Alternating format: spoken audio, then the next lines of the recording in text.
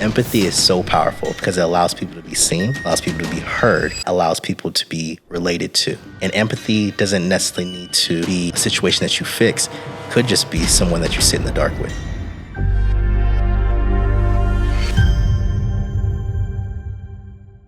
I'm telling him about like all the stuff that I do, and we're getting to know each other. At this point, we've been in class for like 9 weeks together, and we've only like shared like test notes and all this other stuff. But now this is like we're getting to know each other, and me, him, and the instructor, or whatever. And I'm telling him like, oh yeah, about like all the stuff, talking about the guns, the plane stuff. He already knows about the plane stuff, about the motorcycle stuff. And he's like, damn, dude. He's like, you better be careful about your search history. He's like, they may think you out here trying to build yourself a super soldier or something, right? So he started talking about hunting. He grew up in Utah, like hunting culture and everything else too. He talked about like how he likes to hunt. And it's very interesting. Like, I've been reading these books about masculinity, but also the wildness and all these innate things that are in us. And he talks about him, every time he goes out and he makes a kill, how this feeling of like overwhelmingness comes over him, and he cries with the animal that he killed just now. Now, I'm listening to this whole story, and something must be wrong with me, because the first thing that I said to him, I said, I need that feeling. I said, I need to do that. I need to know what that is like. The crying feeling? Not just the crying feeling, but the way that he described it, I was like, man, that sounds spiritual. Yeah. But it's not even like, I know some people like, oh, you killed an animal, the whole thing or whatever. I get that. But it's like, at what point do we just see the beauty in that aspect, where it takes away like the shame and guilt and all this other stuff, which leads us to today's show. Yeah, we're just tuned in. Well, yeah, so today we're going to talk about shame and guilt. Yeah. And so like I was telling you, is I've been consuming all these books and, going through all these experiences as I work with my inner man as well too. So I'm reading books on different things, right? Recently, I just finished this book. It's by Brene Brown, Men, Women, and Worthiness. And she talks about shame and guilt. And the way that she breaks it down in the book about shame and guilt is like, shame has to do with your identity. Yeah. Guilt has to do with the actions or the things that you've done that are against who the person that you're trying to be. So a lot of time people are living in shame when they need to make the transition to identify it more with guilt, so that they can move on with their life of who they need to be in order to grow. But a lot of times when we get into that position where we feel shameful about something, it becomes a fixture in our lives where it's static. And this is all we're ever gonna be. You make a mistake and you just stay stagnant in that part of your life. You don't grow, but you don't get worse either too. You just become comfortable, you become content, and then you also more so become that identity of that shameful thing that you did, right? And a lot of times you need the ability to be able to look at it in an isolated situation and say, okay, this is not who I am. This is what I did, but this does not convey my future, or nor does it tell my future on who I'm going to be from this point on. So at that point, how does that become your identity when you're transitioning from shame to guilt? I think it's first is understanding what's happened, right? So like in the book where she breaks down the whole aspect of shame. So examples of shame is, okay, this is the example that she used in the book when it pertained to like the word either being called like a pussy or like a chicken or whatever it is when you're a younger child, because you're playing a sport, you get hurt or you're tired and you want to leave, right? You no longer want to play the game, but somebody says, don't be a chicken, right? So therefore, now you have that thing implanted in you where it's like, damn, this is shameful. Like, if I decide to leave, this is what I'm going to be labeled. And then so many times people have those labels that stick on them as children or through a situation, and that becomes who they are. So that then translates to high school. Now you're in a football game, right? And you get tired or you don't feel like, giving your all today. And somebody says, don't be a chicken. Now that's reinforced into you. It's like, damn, can't be a chicken. Okay, but all those things sound like positive things. Okay, positive reinforcement, work hard, push through the wall. Okay, what happens when you become an adult?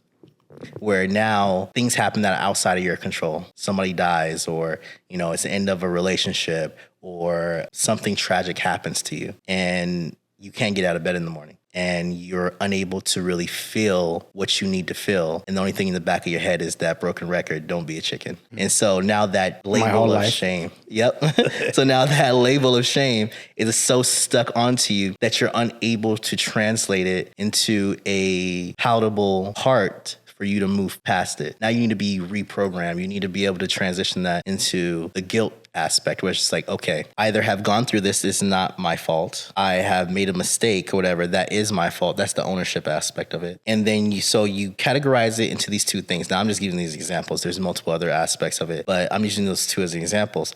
Once you're able to do that, you understand that now I'm isolating this into a situational thing. This has nothing to do with my identity. So therefore now I can move past this. I can grow past this. I can become more than this, or whatever. This is a moment in my life, whatever. This does not dictate my entire life, right? I remember there's been times where labels have been placed upon me. And I look back, and the reason why I was able to move past them or whatever is because, with certain lessons or whatever, I only got to learn once. I only got to learn once or whatever, but others, you keep knocking your head against it, right? And so in doing that, okay, so, all right, I'm going to be stuck in the situation if I do nothing. And the words and the labels that were placed upon me, if I decide to live up to what they are calling me and what they are saying that I am or whatever, and I make their words true, one, I didn't learn anything from that lesson. I think so many times when people place labels on individuals, they want them to stay stuck in time. They want them to continue to fuck up. They want their life to actually decrease. That's where that saying goes, success is the best revenge, because it's true. It's like, I didn't take that label. I didn't allow it to stick on me or whatever. I'm going to become a better individual. I'm going to become a better man. But in doing that, this is where the reinforcement comes into play. Rashid, you're this and this. Rashid, you're that. You're never going to be anything, right? It's like, no, my name is Rashid Lewis. I'm the guy that people have called when they were about to commit suicide 3 times. I've fed over 200 families in the last couple years. I went from fatherless child growing up in San Bernardino to, at this point, throughout the businesses, I've made over $1 million in multiple businesses. I have an international company. I'm on a TV show. I've been a co-author of a book or whatever, right? I'm award-winning. I'm a pilot. I ride motorcycles. I shoot guns. I travel the world, get to have interesting conversations. I get to have this amazing podcast with a guy named Jay, right? Yeah. And a nice camera guy, cinematic talent, generational talent, Steven in the background, right? I'm the guy that have sat in the dark with individuals that didn't know who else to talk to. I'm the guy they call past 1 a.m., when they need help, whatever. I'm the guy you call when you need help. Not because I'm going to beat my chest and say, oh my gosh, can't you call somebody else? No. Where are you at? What do you need?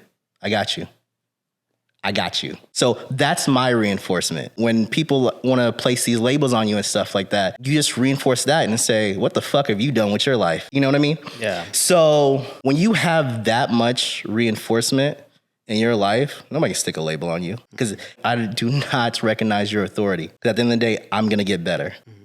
And that's what it does for you. That's who it makes you. It makes you resilient. Not because you're trying to be perfect. I'm not trying to be a good man. I'm trying to be a great man. And great men are not perfect. They fall, they get back up, and they just keep going. Taking it back. Let's take this back. What was the pivotal point where you had to just reinforce that thought right there? You're the guy. Mm-hmm. And when people were giving you those labels. It's in the dark time, because we all heard the story about the 2 wolves, right? The grandfather goes to his grandson, and the grandfather tells a story about the 2 wolves or whatever, right? And the grandson says, which wolf is going to win, the good one or the bad one? And the grandfather says to the grandson, the one that you feed. Mm-hmm. That's your life. Yeah. That's your life. I was having dinner with a friend the other day, and he gave an interesting perspective, right? And I'm one of those people, someone can be telling me a story, or I could be in class or whatever, and I can hear something. And dude, I hear some type of philosophical meaning behind it. He was telling me because we were talking about business, and we were talking about different perspectives and exposure in people's lives. And he gave the example about a woman that he was talking about his business, and he gave an example about a woman walking down the street, picking up cans off the street. And he says that's her level of exposure to her financial gain. Irregardless of what happened in her life or whatever, this is what she's doing to put food on the table. And he says the only reason why my exposure is wider than hers is because how I think. And my brain went, let me take it a step further than that. If most people understood that, they would take care of their minds. They would feed the mind. Because if you keep doing things that you do not like or whatever, you're going to keep feeding it over and over and over again. Big businesses don't just happen. You feed it baby food. You feed it the scraps. Guess what? Eventually, they're going to become stronger. They're going to become protein.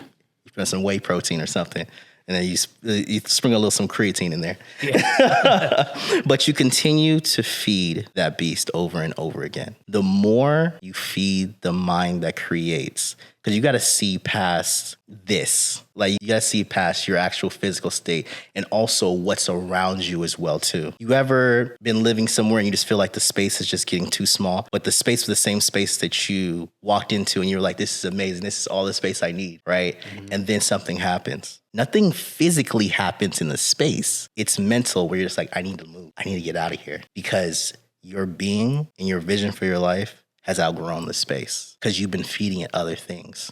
It can happen small. You can be out, and this is not about comparison or whatever. So we got to correlate and understand the difference between comparison and inspiration. You can be out, or a friend of yours invites you over to their house or whatever. You see their house, you're like, shit, this is nice. Or they just got a new car, like, this is nice. And all of a sudden, you've never been thinking about these things or whatever. But at the same time, once you've been exposed to something new, you start to think, like, how can I get that? Not because you're trying to compare, but more so like, I'm inspired because I didn't know that this is capable. This is like, what? Okay, I think I make more money than them. But okay, but what are the steps they took? It's not, oh, I need to go get this. It's like, who do I need to become? What do I need to do? You know, so then you start to feed the idea. You start to feed the mind in that process. And then you start to transition from there. But it's all about the mind of how you see things, whatever. Like, just going back to the topic of like how we get stuck in shame is like, a lot of times we get stuck in shame because we don't have higher expectations for ourselves, because we're not feeding ourselves the right diet. And so we get stuck on these things and labels that people put on us, and we just stay there. We're all stuck in time, right? And people think, okay, this person's unemotional or whatever because they're not present in their pain. It's like, it's not about that aspect, because pain is temporary. Pain is literally a tunnel that you walk through. You know, they say it's like, you're going through hell, go through it. Mm-hmm. Same way as happiness as well too. If you want to stay in pain, keep feeding it. Do nothing. Keep talking to people about the same things over and over and over and over again. You're just going to continue feeding that wolf until you get to the point where it's like, okay, this shame is not my own. This guilt is not my own. And so I need to transition from that. At what point does somebody say enough is enough? When the pain is enough? They could be, I mean, I've ran into so many people that just can't seem to get away from the pain. I'm going to tell you a story. I was talking to my little brother. And having this conversation. He's like, things just got to change. I got to change, blah, blah, blah. Okay, cool.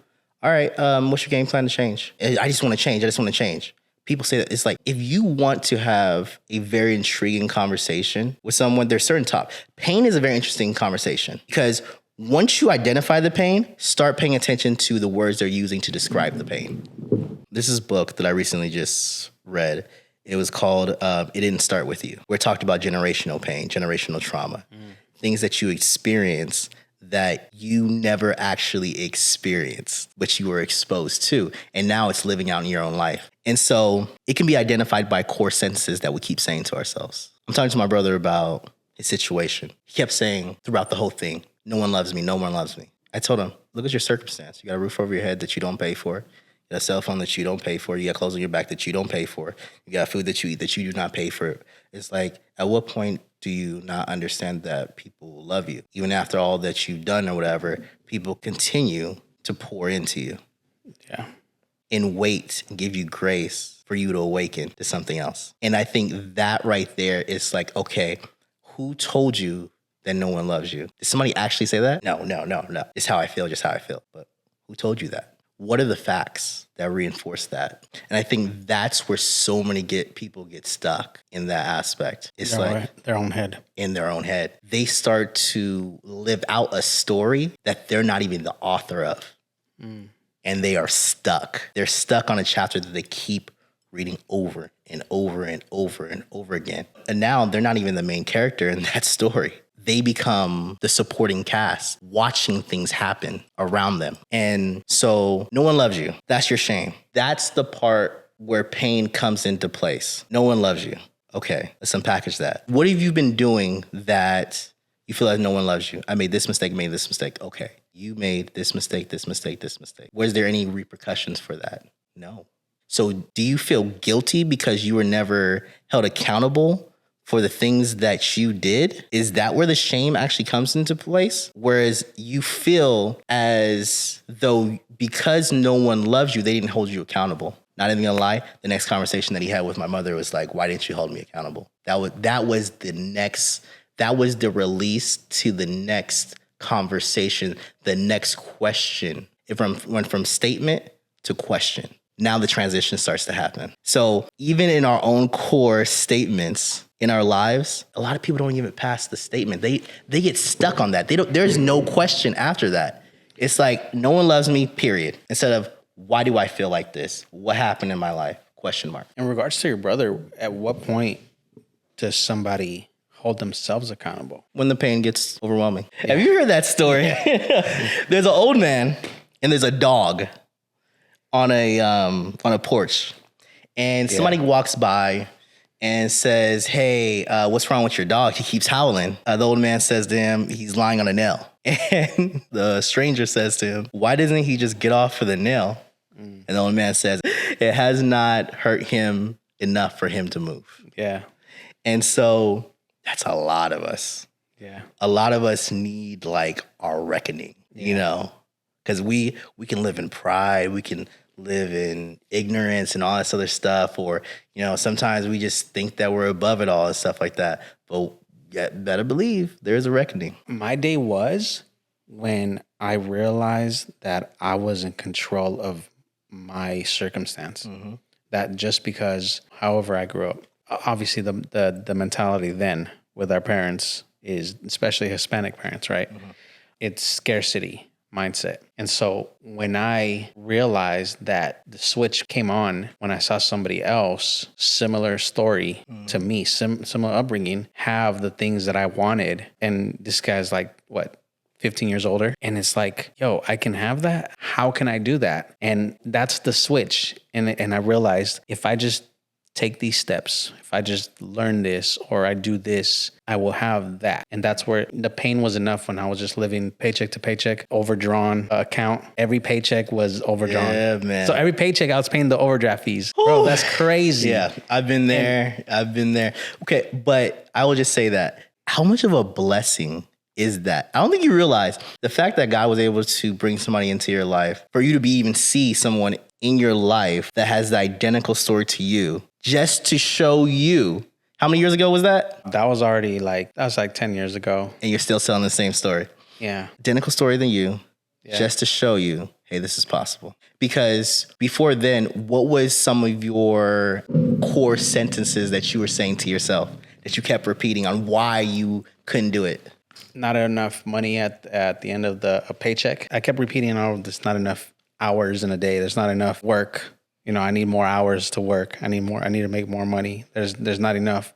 But it wasn't really the hours that I was looking for. It was the ability to do. Because after that, there was a point I was working 3 jobs at a time just to survive even. Did you grow up seeing that? I grew up seeing that, yeah. Did you grow up hearing those repeated phrases? Yeah. And then they just became your own? Like, you have to save. Yeah, and they became my own. Like, the parents. My parents. That's what it was. It was like, you know, oh, we don't have enough money for this, enough money for that. We can't work more. You know, we definitely can. I did. There's a point I was working 3 jobs at a time. Of course, you know, when you have a family and you want to have that balance, right? You're going to tell yourself, you know, I don't want to work extra. I'm going to live with this. I'm going to get by with this, right? I worked every single day of the week. Right? round the clock, bro. 3 jobs. I worked at the hospital, at the front desk. I worked in sales at the Cricket Wireless, and I worked at the Sunglass Hut in Macy's in San Bernardino at the Inlet Center. Man, I remember that. Bro, you can. And I mean, at that point, my son I think he was 6 at that point, 5, 6. I missed a few events, but. So you did it because you could. Mm-hmm. And what was driving you was that, okay, I need a certain outcome. With all that you do now, what is the outcome that you're chasing? Now it's different. I think my main motivator was to show my parents, like, look, there's another way. We can do it ourselves. We don't have to count on this. When it comes to money management and stuff like that, they throw their money, their savings into a piggy bank. Mm-hmm. You know, they keep it physical instead of throwing it into a life insurance policy or high yield savings account or whatever. All of that, you know, instead of doing that, they go and do, you know, so it's different. Like, we can grow our money, and it's like trying to show my parents, right? And up until recently, when my dad was put on permanent disability, he's told he can't work anymore. You know, it's kind of like the last 4 or 5 years have been that. Like, I knew there was a time where that was going to come. And being the oldest son, I have to be the one to step up because my dad was the oldest son. Mm-hmm. My dad's the oldest son, so he stepped up for his parents. And I want to do the same. So that's what keeps pushing me. But at first it was just to like, look, I told you. It was more like the I told you so. So like, it sounds like it was a little bit of shame too. There was. Yeah. It is. Yeah. I think, but the main motivator now is, like you told me, I think I asked you this, is because I can. Yeah. I can. Then nobody can. That's where the can't stop me thing. This can't stop Jay. That's where it came from. He can't stop me. I can only stop me. Yeah. No one else can tell me no. Absolutely. Somebody tells me no, I find a different way. Absolutely. And I figure it out. And I think that's the thing where, you know, we get into this whole thing of like one-itis, right? We're unable to filter between what our capacity is and the things that we just don't want to do. Because we'll say that we want this type of life, but what are you willing to do to get it? And then also the moments, because you cannot live out your full capacity out in the public. And one of my friends said this, it was like, you got to be mindful when you first start sowing the seed for a big vision, because it's a baby seed, right? If you have too many people around it, you overshower it, you have too many people in the field where it needs to be isolated, it needs to be nurtured, it needs to be cared for, then it dies. Because everybody's giving their input. So many people are saying, oh, you should do it this way, or I don't know if you should do it this way. I had a friend that did it this way or whatever. And that's because of it. It's like, no, you can do all those things too. You can be all these different things too, but are you willing to pay the cost? Are you willing to pay the price for it as well too? I mean, because I see all the things that you're doing, and you know, sometimes it's like schedule conflicts with stuff that we want you to do, and it's just like, no, you got to respect the game. He's putting points on the board or whatever. Yep. You got to respect it, because if not, then you'll never actually know what your capacity is. And so, but also you got to understand, it's like, because the world will shame you. They will put that guilty pressure on you, but you got to know who you are and what you want to do. You know, with all that I do and stuff like that, there's very few people that know all sides of me. But the times where I'm actually building is, guess what? Is similar to like in the gym when you're just like, okay, one more rep. All right. Or I got to send out one more email, or I got to make one more call, or whatever it may be, right? And that moment, that gap in between when you're progressively overloading and trying to get better or whatever, just got to say, fuck that. Like, okay, I don't want to run this extra mile. Fuck that. All right, let's go. You know, I don't want to send this other email. Fuck that. Let's go. One more. And it's that aspect that you reinforce when you're in isolation, but also when you're building. And then when you feel as if you can't carry on, that's when you call someone and be like, hey, all right, this is the wall that I'm hitting or whatever. I need help. Okay, what's your perspective of this, whatever? Because then you can borrow influence over here and inspiration, and you can carry it right back to camp and get done what you need to get done as well too. But a lot of times the infancy stage of expansion and becoming more, shame and guilt will hold you back. Because if you listen to your parents that you're only able to work this many jobs or do this many things or whatever, guess what? You wouldn't even have attempted it, because that whatever they sowed into you would have became your reality if you took a hold of that label. And I think a lot of people get stuck, and that's why poverty is generational. Yeah, that's real. Going back to the capacity. When we walked in here, you asked me about, you want to run a business idea with me. You want to collaborate on some stuff. So where does that come from? It's because you have the capacity to take on another task or another business? Because I want the result. Here's the thing. Okay, ambition is one thing. All right? Just like that quote, your ambition doesn't make you entitled to the result, right? But what is the result that you want? That's like walking into any store, right? And seeking for something that you want, you desire. Guess what? You've already done your research on it. You've fallen in love with it. You understand what the cost of it actually is. At that point, you want the result. You want to walk out of that store with that thing. You're not going to, there's a level, let me just say this or whatever, because I'm a businessman. So I'm not going to say you can't negotiate, right? Well, there's things in life that you can negotiate, things that you can't negotiate. But at the end of the day, there's a cost to be paid. So you're not walking out of that without putting something down, without investing something into it. So therefore, the capacity is more so about the vision of what you want, then you'll figure it out. When I first started business, right, I was just coming out of McDonald's. I was thrown into all kinds of different things. And I remember the first time I needed a mentor. And I knew that I was like, hey, dang, like, I don't want to wait years to get to second semester, third semester in college to get an answer to one question that I want answered right now, or to get the result, or to be in these rooms and all these other things or whatever. So, and at the same time, I still had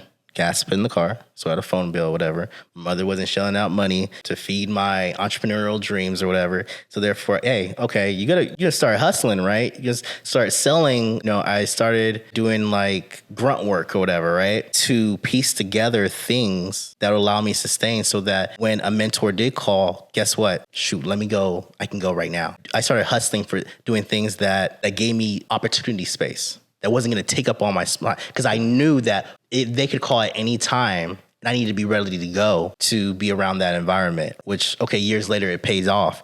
But the reality is that that's how I chose to spend my time.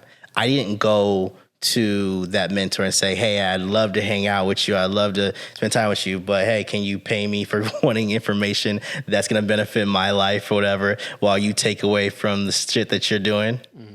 Doesn't work out like that. The world will never work out like that.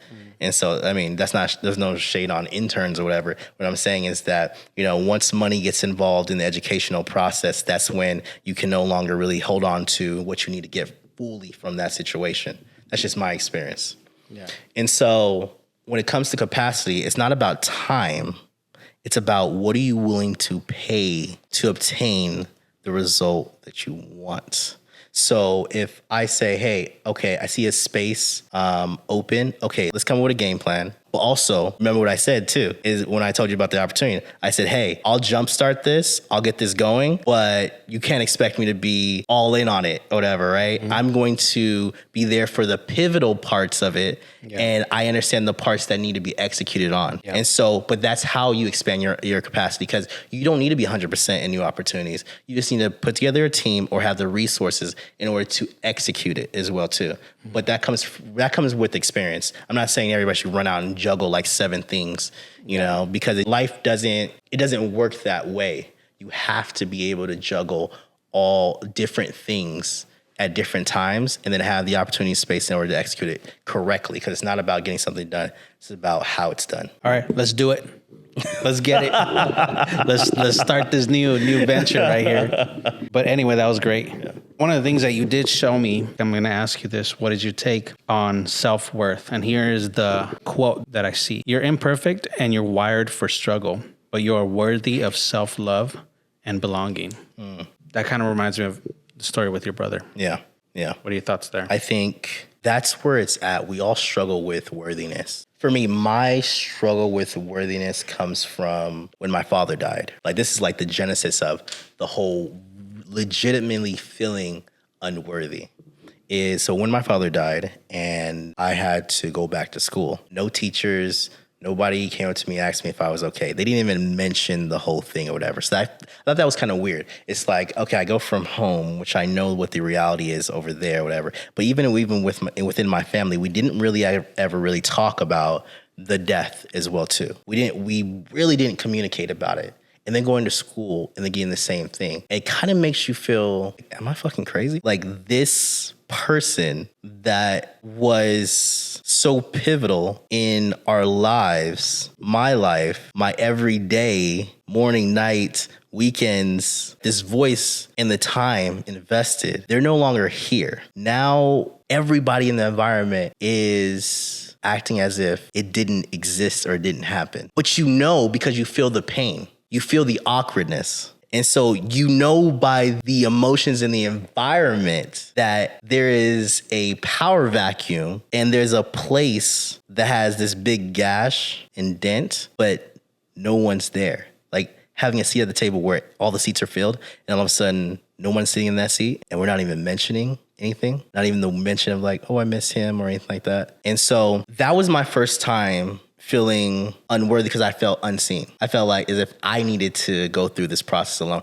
I need to figure out how to go through this process alone. And then here's the thing, that situation there, and then you have multiple situations throughout your life. And then it goes from I feel unseen to why won't anybody fight for me? I'm always fighting for everybody else. I'm always helping everybody else. And then it translates to, is anybody coming to save me? And then sooner or later, you get to a point where it's just like, nobody's coming to save you. You got to do this yourself. Just the way that you got through this situation is the way you got through this situation. Because that statement isn't somebody coming to save me. It's not a original statement. It's the evolution of statements and situations that you've survived and has brought you to this final statement of I feel unseen. Won't anybody fight for me? And then is anybody coming to save me? And that's where that comes from, right? In the book that I finished or whatever, the author has this statement that says, shame cannot survive being spoken. It cannot survive empathy. Empathy is so powerful because it allows people to be seen, allows people to be heard, and allows people to be related to. And empathy doesn't necessarily need to be a situation that you fix. It could just be someone that you sit in the dark with. That's it.